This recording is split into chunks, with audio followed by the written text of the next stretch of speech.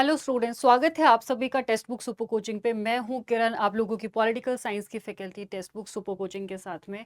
और आज की वीडियो में हम लोग डिस्कस करने वाले हैं इंडिया और पाकिस्तान के बीच में 2025 के अंदर जो वॉर होने की, युद्ध होने की संभावनाएं जताई जा रही हैं, कितनी वो सच हो सकती हैं और उसके पीछे का पाकिस्तान का मेन मोटिव क्या है, किस वजह से संभावनाएं पैदा हुई हैं और क्या ये किस हद तक सच होनी चाहिए।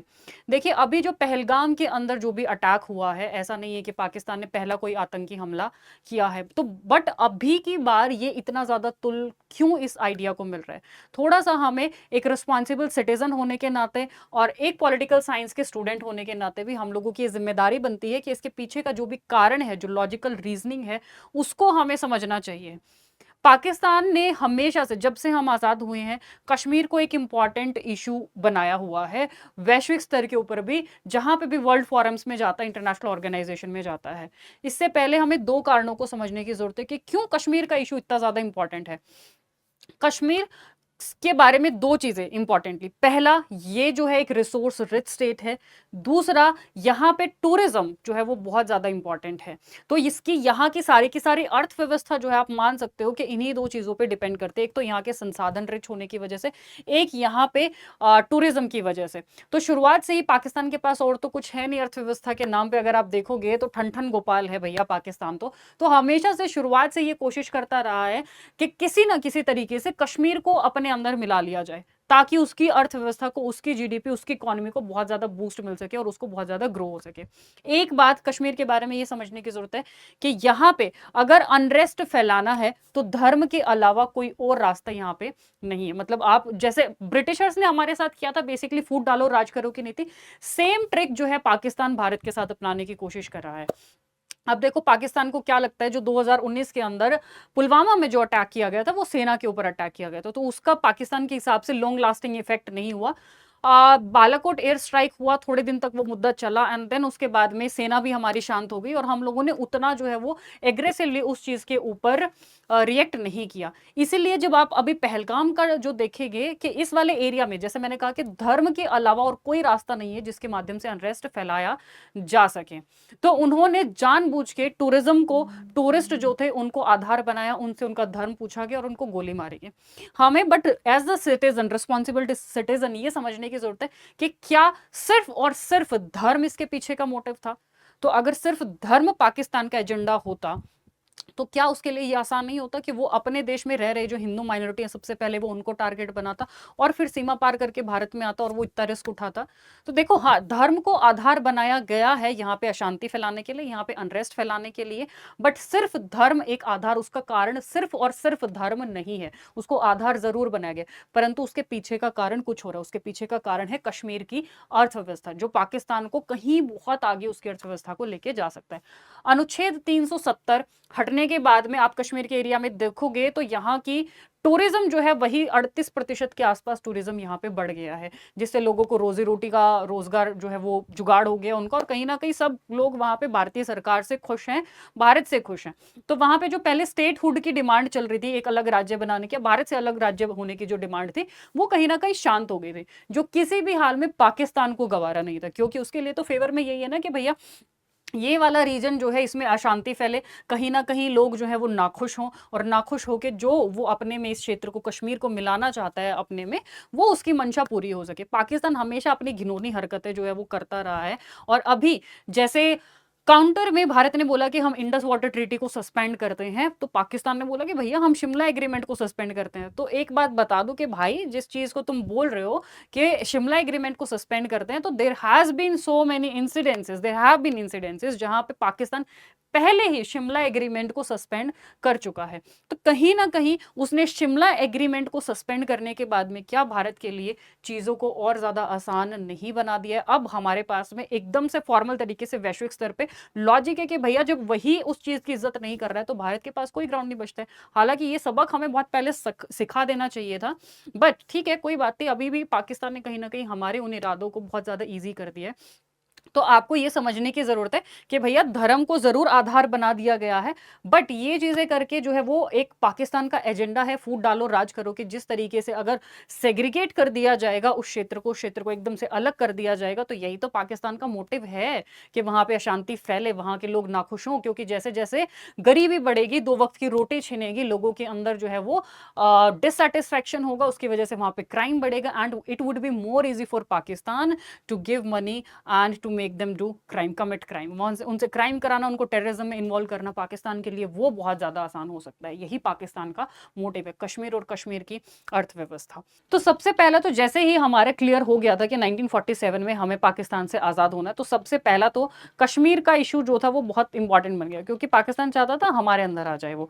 तो हम लोगों ने, पटेल जी ने जो था वो कोशिश करके किसी भी तरीके से कश्मीर को जो है वो अपने अंदर मिला लिया। शुरुआत में जो रियासतें थी कश्मीर, उनमें से एक प्रिंसली स्टेट था, जो कि उनके पास ऑप्शंस दिया गया था कि वो चाहे तो पाकिस्तान में मिल सकते हैं, चाहे तो इंडिया में मिल सकते हैं, और चाहे तो आज़ाद रह सकते हैं। कश्मीर जो है वो पहले वहाँ पे राजा हरि सिंह थे, और महाराजा हरि सिंह ने जो है वो पहले कोशिश की कि पाकिस्तान में जो है वो मिलाया जाए।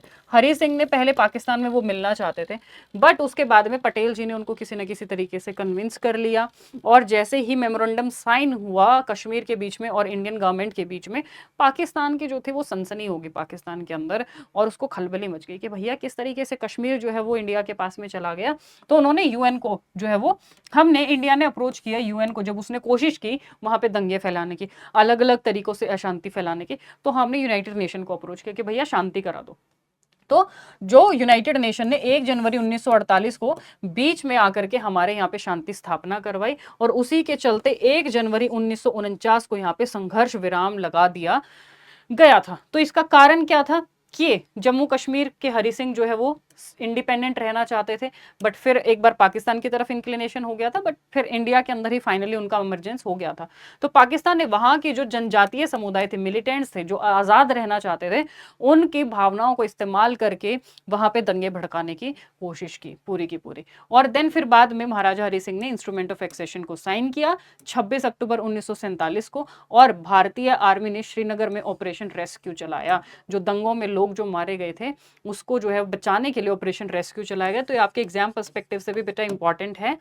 देन हमने जो है वो संयुक्त राष्ट्र को अप्रोच किया 1 जनवरी 1948 को, और उसी के संदर्भ में संयुक्त राष्ट्र संघ ने यूएन सिक्योरिटी काउंसिल रेजोल्यूशन 47 को अपनाया अपने अंदर इस मामले को रिजॉल्व करने के लिए, और फिर विराम लगा दिया गया। इसका रिजल्ट मेनली क्या हुआ था, एलओसी जो creation of line of control है, उसको जो है वो फॉर्मल तरीके से नहीं बट एक डी फैक्टो बाउंड्री उसको बना दिया गया था कि भैया ये एक दोनों देशों ने सहमत होकर इसको मान लिया था। फिर इसके बाद में कराची एग्रीमेंट जो था 1949 हुआ दोनों देशों में शांति स्थापना के लिए। दूसरा युद्ध फिर होता है 1965 में। फिर औकात दिखाई पाकिस्तान ने अपनी 1965 के अंदर, फिर वो इन्हीं हरकतों पर आया क्योंकि कश्मीर में शांति उसको कतई बर्दाश्त नहीं है। तो पाकिस्तान ने लॉन्च कर दिया एक कश्मीर के अंदर इंसेंट अपराइजिंग को जो है वो कश्मीर कर दिया। मैं इस वाली पिक्चर में आपको अच्छे से समझा देती हूं कि ऑपरेशन गिब्रल्टार के नाम से पाकिस्तान ने एक ऑपरेशन चलाया कश्मीर के अंदर, ताकि कश्मीर के अंदर जो मिलिटेंट फोर्सेस जिनको कश्मीरी नाम देते हैं बट जो अलगाववादी आतंकी जो समूह हैं उनको भड़काने के लिए या उनको पैसा देके उन्होंने एक ऑपरेशन गिब्रल्टार जो था वो पाकिस्तान ने चलाया।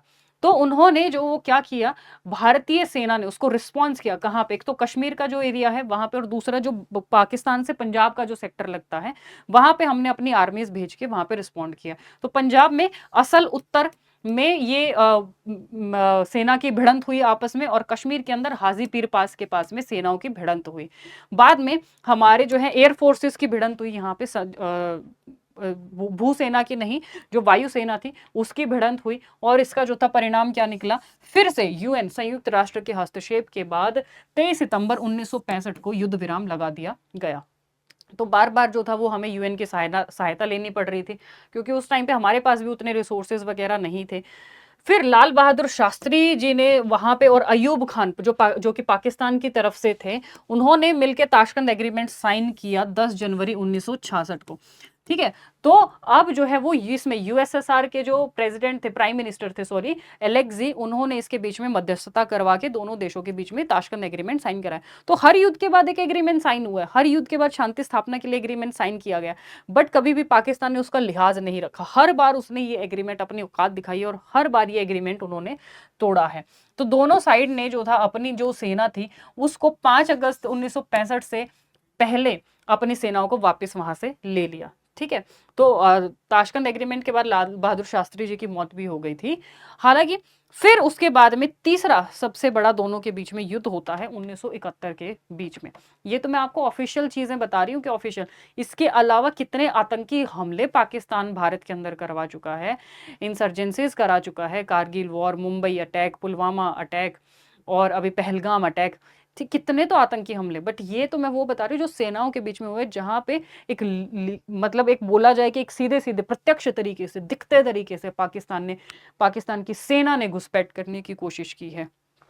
तो ये तो वो है 1971 के अंदर जो बांग्लादेश पहले पाकिस्तान का हिस्सा था उसके अंदर अलग होने की पाकिस्तान से भावनाएं भड़की, और वहां पे जो है वो जिस तरीके का दोनों के बीच में कॉन्ट्रडिक्शन चल रहा था, तो बांग्लादेशी रिफ्यूजी, बहुत सारे बांग्लादेशी रिफ्यूजी, तकरीबन 10 मिलियन, वो भारत में उन्होंने शरण ली।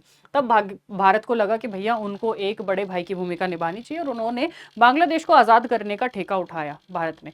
और उसमें जो था हमने इतनी बड़ी जीत पाकिस्तान के ऊपर हासिल की। और वहीं भारत से एक गलती हुई कि उस टाइम पे जो उस युद्ध के दौरान हमने 90,000 पाकिस्तानी सैनिकों को भारत के अलग अलग हिस्सों में राजनीतिक बंदी के रूप में हमने उनको यहाँ पे रखा हुआ था, हमें उनको छोड़ना ही नहीं चाहिए था। तो तभी पाकिस्तान को अक्ल आ जाती, वरना क्योंकि आज तक भी पाकिस्तान अपनी हरकतों से बाज नहीं आता है। तो यहाँ पे सबसे पहला ऑपरेशन सर्च लाइट के माध्यम से पाकिस्तानी मिलिट्री क्रैकडाउन और Bengali nationalism in east Pakistan. तो जो बांग्लादेश था वहां पे जो बंगाल के नाम पे, क्योंकि मुस्लिम मेजोरिटी एरिया है, कुछ बंगाली भी वहां पे थे, तो उनको अपना अलग राष्ट्र बनाना था। तो पाकिस्तान ने उनको कर्व करने की कोशिश की, यानी कि उनको दबाने की कोशिश की, अगेन हिंदुओं को, उसके अंदर कुछ मुस्लिम्स भी थे, तो उनको दबाने की कोशिश की। उसी के चलते मास किलिंग बड़े स्तर पे जो था लोगों को मारा गया, और 10 मिलियन रिफ्यूजी शरणार्थी वहां से भारत की तरफ आए। भारत ने फिर एक वॉर लॉन्च किया कि भैया ये तो ज्यादा हो रहा है आपका। 3 दिसंबर 1971 को भारत ने बेड़ा उठाया और 93,000 पाकिस्तानी सोल्जर्स ने सरेंडर कर दिया था, अपने हथियार गिरा दिए थे और हमने उनको बंदी बना लिया था। बट भारत ने एक अच्छा देश होने का परिचय देते हुए, एक बहुत आदर्श देश होने का परिचय देते हुए, भारत ने उनको उस टाइम पे छोड़ दिया। हालांकि करना नहीं चाहिए था, तभी उनको अक्ल आती। फिर इसके बाद जो ये आजकल कंट्रोवर्सी में है, शिमला एग्रीमेंट 2 जुलाई 1972 को साइन किया गया। 1971 के युद्ध के बाद में इंदिरा गांधी और जुल्फिकार अली भुट्टो के बीच में ये एग्रीमेंट जो था वो साइन किया गया। भारत ने वहां पे इसको आजाद कराने के लिए मुक्ति वाहिनी मिशन भी चलाया इंडिया ने, जहां पे भारत के जो बांग्लादेशी इंडिपेंडेंस सपोर्टर फाइटर्स जो थे उनको सपोर्ट करने के लिए तो मुक्ति वाहिनी ऑपरेशन चलाया था। अब इसके अंदर 2-3 चीजें इंपॉर्टेंटली हुई हैं, देखो मैं आपको बता देती हूँ। एक तो ये जो लाइन ऑफ कंट्रोल है, इसको दोनों देशों ने ऑफिशियली मान लिया कि भैया ठीक है चलो, इससे उधर, इसको हम पीओके बोलते हैं, पाकिस्तान ऑक्यूपाइड कश्मीर बोलते हैं, ये भारत का हिस्सा है।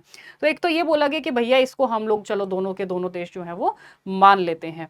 दूसरी बात कि दोनों देशों ने बोला, पाकिस्तान ने भी और इंडिया ने भी, कि भैया अपना जो भी हमारा मुद्दा होगा, हम उसको, कश्मीर का जो भी मुद्दा होगा उसको बायलिटरल यानी कि द्विपक्षीय संबंधों से सुलझाने की कोशिश करेंगे। बट हालांकि ऐसा हुआ नहीं।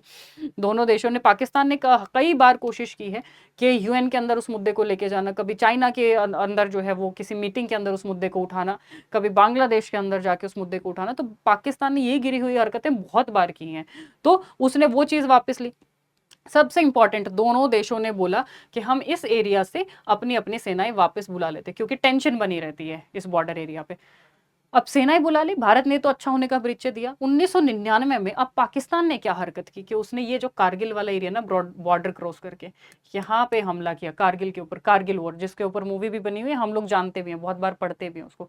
तो कारगिल में उसने हमला किया, एंड देन ये सारी चीजें जो थी हुई कि कारगिल के लाइन ऑफ कंट्रोल के अंदर जो था, ये लाइन ऑफ कंट्रोल जो थी, इसको क्रॉस करके कारगिल में घुस के उसने युद्ध किया, और भारतीय सेना ने ऑपरेशन विजय के नाम से एक मिशन चलाया, और और उसके बाद में हम लोगों ने वहाँ पे एयर स्ट्राइक्स वगैरह करके और सेना के बीच में युद्ध हुआ, जिसमें हमें भारी जीत जो थी हुई।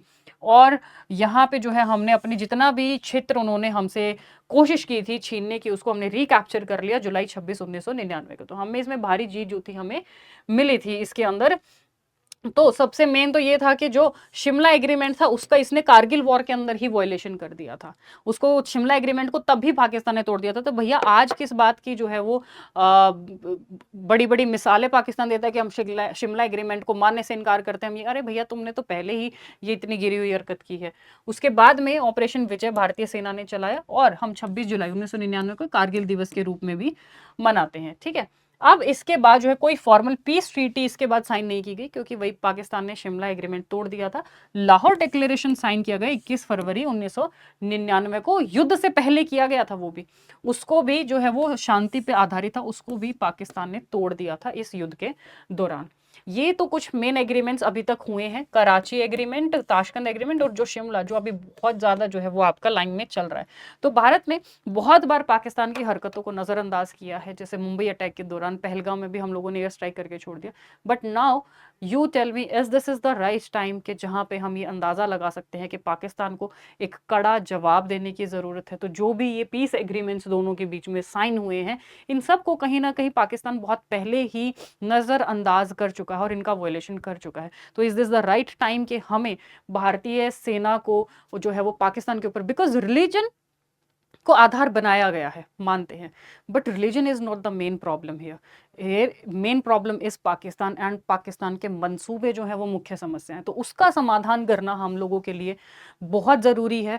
तो शायद कुछ जो है वो शांति भारत के अंदर लाई जा सकती है। तो क्या इस बात की उम्मीद की जा सकती है कि अब इसके कड़े जवाब के रूप में, जो नजरअंदाज हमने इतने सालों से पाकिस्तान की हरकतों को किया है, भारत एक कड़ा जवाब देगा और अभी 2025 में हम उम्मीद कर सकते हैं कि अब पहली बार जो है वो भारत अपनी तरफ से इनिशिएट करके पाकिस्तान को जो है वो उसके मुंह के बल गिरा सकता है। तो आपका जो है वो इसके ऊपर क्या कहना है, क्या हम उम्मीद कर सकते हैं और क्या भारत को ऐसा करना चाहिए? अपने विचार जो है वो कमेंट सेक्शन में जरूर बताएं।